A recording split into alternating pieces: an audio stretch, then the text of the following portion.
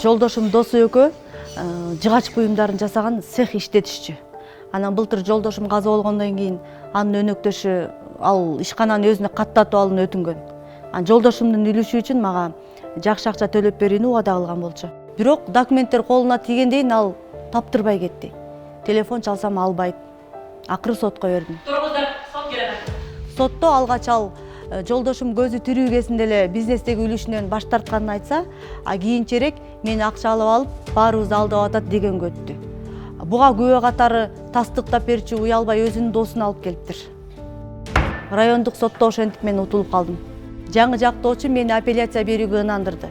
Анткенди жарандык иштер каралган соттук отурумдарда эки тараптын макулдашуусу менен аудио-видео жазылат экен.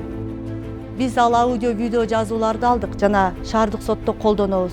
Аудио-видео жазуулардын аркасы менен сотто утуп, мен адилеттүүлүккө жетем деп ишенем.